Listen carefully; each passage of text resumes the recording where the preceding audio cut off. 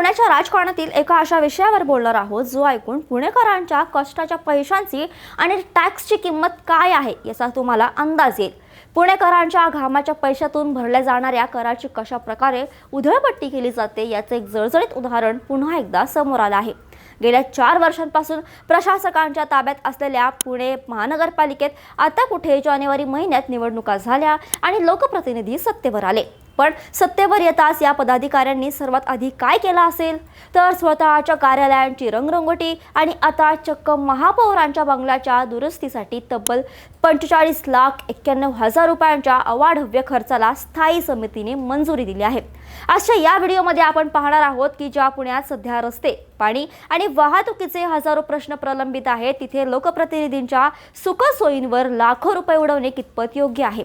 या 45 लाखांच्या खर्चात नक्की काय काय होणार आहे आणि सज्जक पुणेकरांनी सोशल मीडियावर यावर काय तीव्र संताप व्यक्त केला आहे। हा व्हिडिओ शेवटपर्यंत नक्की पहा, कारण तुमच्या हक्काच्या पैशांचे राजकारणी काय करतात हे समजून घेणं खूप गरजेचं आहे। नमस्कार, मी मृदुला आणि तुम्ही पाहत आहे थोडक्यात। शिवाजीनगर परिसरातील घोले रस्त्यावर पुण्याच्या महापौरांचे अधिकृत निवासस्थान म्हणजेच महापौर बंगला आहे।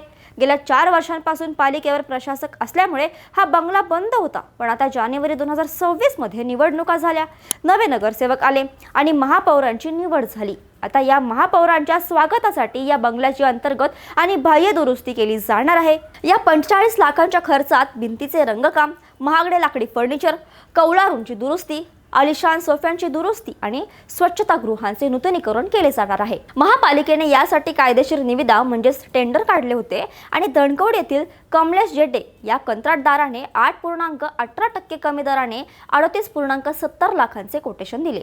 पण जीएसटी आणि इतर कर मिळून हा आकडा आता तब्बल 45 लाखांच्या वर गेला आहे। आता मूळ मुद्द्यावर येऊयात। कायद्यानुसार टेंडर काढून हे काम मंजूर झालं असेल तरी नैतिकतेच्या पातळीवर हे कितपत योग्य आहे? पुणेकर आज खड्ड्यातून प्रवास करत आहेत, उन्हाळ्यात पाण्यासाठी टँकरवर अवलंबून आहेत आणि मेट्रोच्या रखडलेल्या कामांमुळे तासनतास ट्रॅफिकमध्ये अडकत आहेत। अशा वेळी जनतेच्या मूलभूत प्रश्नावर पैसा खर्च करण्याऐवजी महापौरांच्या बंगल्यात मेलामाइन, पॉलिश आणि सोफांच्या दुरुस्तीवर 45 लाख रुपये उडवणे ही सामान्य जनतेची थट्टा नाही का? म्हणूनच सोशल मीडियावर पुणेकरांचा राग अनावर झाला आहे। काही नागरिकांनी उपरोधाने असं म्हटलं आहे की स्वतःला रामदूत समजणारे हे नेते प्रत्यक्षात मात्र सत्तेचा वापर स्वतःच्या सुखासाठी करत आहेत। ये पब्लिक है, सब जानती है असं म्हणत पुणेकरांनी सोशल मीडियावर महापौरांना आणि महापालिका प्रशासनाला चांगलेच धारेवर धरलं आहे। या संपूर्ण प्रकरणातील सर्वात कळीचा आणि संशयास्पद मुद्दा म्हणजे प्रशासनाने घेतलेली तातडीची भूमिका। नियमानुसार महापालिकेच्या कोणत्याही मोठ्या स्थापत्य कामासाठी रीतसर अंदाजपत्रक तयार करून त्याला तांत्रिक मंजुरी घ्यावी लागते। त्यानंतर वृत्तपत्रांमध्ये जाहिरात देऊन टेंडरिंगद्वारे निविदा मागवणे बंधनकारक असते, जेणेकरून जास्तीत जास्त कंत्राटदारांना त्यात भाग घेता येईल आणि स्पर्धात्मक दरांमध्ये काम पूर्ण होऊन जनतेच्या पैशांची बचत होईल। परंतु महापौर बंगल्याच्या बाबतीत ही सर्व नियमावली गुंडाळून ठेवली गेली। घोले रोड क्षेत्रीय कार्यालयाच्या अंतर्गत हे काम येत असल्याचा तांत्रिक आधार घेत केवळ 3 ठराविक कंत्राटदारांकडून बंद पाकिटात कोटेशन मागवण्यात आले। यातील कमलेश सुभाष जेडे यांच्या कोटेशनला सर्वात कमी दर असल्याचे सांगून तात्काळ मंजुरी देण्यात आली।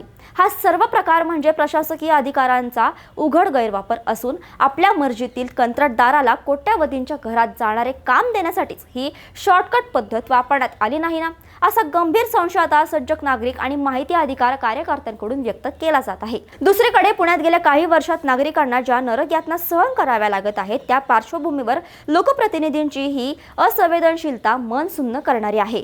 पुण्याच्या पेठांमध्ये आणि उपनगरांमध्ये आजही हजारो कुटुंब पिण्याच्या पाण्यासाठी टँकर लॉबीच्या दावणीला बांधलेले आहेत। पावसाळा नसतानाही शहरातील मुख्य रस्ते आणि चौकांमध्ये सांडपाणी वाहत असल्याच्या तक्रारी रोज येत असतात। वाहतूक कोंडीचा प्रश्न तर एवढा बिकट झाला आहे की अवघ्या 5 किलोमीटरच्या अंतरासाठी पुणेकरांना 1 ते 1.5 तास गाडी चालवावी लागते। शहरातील सरकारी शाळांची दुरावस्था आणि कचरा व्यवस्थापनाचा बोजवारा उडालेला असताना महापालिकेच्या तिजोरीतून तब्बल 45 लाख रुपये केवळ एका व्यक्तीच्या निवासाला राजशाही रूप देण्यासाठी खर्च केला जात आहेत। कौलांची दुरुस्ती आणि रंगकामासाठी एवढा अवाढव्य खर्च कसा येऊ शकतो असा रासद प्रश्न सामान्य पुणेकर विचारत आहेत। ज्या सोफ्यांवर बसून हे लोकप्रतिनिधी जनतेचे प्रश्न सोडवण्याच्या अनाभाका घेतात त्याच सोफ्यांच्या केवळ दुरुस्तीवर लाखो रुपयांची उधळपट्टी करणे हा जनतेच्या जखमेवर मीठ चोळण्याचाच प्रकार आहे। हा केवळ 45 लाखांच्या एका कामाचा प्रश्न नाही, तर ही एक घातक प्रवृत्ती आहे. प्रशासकीय राजवट संपवून लोकशाही पद्धतीने निवडून आलेले प्रतिनिधी जेव्हा महापालिकेत पाय ठेवतात तेव्हा त्यांच्याकडून लोकाभिमुख कारभाराची अपेक्षा असते. परंतु सत्तेची खुर्ची मिळताच लोकप्रतिनिधींना आपल्या सुखसोयींचा आणि वैभवाचा विसर पडत नाही. हेच यावरून दिसून येतं. महापालिकेच्या मुख्य इमारतीमधील पदाधिकाऱ्यांच्या दालनांचे नूतनीकरण करण्यासाठी आधीच कोट्यवधी रुपये खर्च केले जात आहेत आणि आता त्यात या महापौर बंगल्याची भर पडली आहे. कायद्याच्या पळवाटा शोधून टेंडर प्रक्रिया टाळणे ही पारदर्शक कारभाराच्या गप्पा मारणाऱ्या सत्ताधाऱ्यांची दुटप्पी भूमिका उघड करणारी आहे. पुणेकरांनी आता या प्रवृत्तीविरुद्ध आवाज उठवणं गरजेचं आहे. जर आपण आपल्या घामाच्या पैशातून भरलेल्या कराचा असा अपव्यय मुकाट्याने सहन करत राहिलो तर भविष्यात रस्ते आणि पाण्यासाठी आंदोलन करण्याची आपली नैतिक ताकद आपण गमावून बसू. हा वाद आता केवळ महापालिकेच्या भिंतीपुरता मर्यादित राहिलेला नाही, तर तो पुणेकरांच्या स्वाभिमानाचा आणि हक्काचा लढा बनला आहे. या संपूर्ण विषयात आणखी एक तांत्रिक मेक अशी मारण्यात आली आहे की या कामासाठी सध्या महापालिकेकडे केवळ 50% निधी उपलब्ध आहे. म्हणजेच हातात पूर्ण पैसे नसतानाही या 45 लाखांच्या अवाढव्य खर्चाला स्थायी समितीने घाईघाईत मंजुरी देऊन टाकली आहे. आता उरलेला निधी इतर विकास कामांच्या खात्यातून वर्ग करण्यासाठी हा प्रस्ताव थेट महापालिकेच्या सर्वसाधारण सभेपुढे ठेवला जाणार आहे. याचा सरळ अर्थ असा होतो की तुमच्या प्रभागातील पाण्याचे पाईप टाकण्यासाठी किंवा रस्ते दुरुस्तीसाठी जो निधी राखीव ठेवला गेला होता तो आता कापून थेट महापौरांच्या बंगल्यातील आलिशान सोफे आणि रंगकामासाठी वळवला जाण्याची दाट शक्यता आहे. हा सर्व प्रकार म्हणजेच लोकांसांगे ब्रह्मज्ञान आणि स्वतः कोरडे पाषाण अशातला भाग आहे. एका बाजूला पालिका आयुक्त आणि सत्ताधारी नेते पैशांची टंचाई असल्याचं सांगून पुणेकरांवर नवनवीन कर लादतात किंवा पाणीपट्टीत वाढ करतात, तर दुसऱ्या बाजूला स्वतःच्या बंगल्यासाठी मात्र कोणत्याही निवेदीविना लाखोंची उधळपट्टी केली जाते. जर लोकप्रतिनिधींना सत्तेवर येताच पहिल्याच महिन्यात स्वतःच्या सुखसोयींची एवढी घाई लागली असेल तर पुढच्या 5 वर्षात ते पुण्याचे किती रखडलेले प्रश्न सोडवतील यावर आता पुणेकरांनीच सखोल विचार करण्याची वेळ आली आहे. शेवटी मित्रांनो, महापालिकेचा कारभार लोकप्रतिनिधींच्या हाती पुन्हा आला कारण लोकांना वाटलं की त्यांचे प्रश्न सुटतील. पण सत्तेवर येताच जनतेच्या प्रश्नांना बगल देऊन स्वतःचे बंगले आणि कार्यालय सजवण्यात ही पुढारी मग्न झाली आहेत.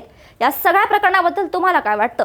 पुण्यातील मूलभूत समस्या प्रलंबित असताना महापौर बंगल्याच्या दुरुस्तीवर 45 लाख रुपये खर्च करणे योग्य आहे का? तुमच्या प्रतिक्रिया कमेंट्समध्ये नक्की कळवा.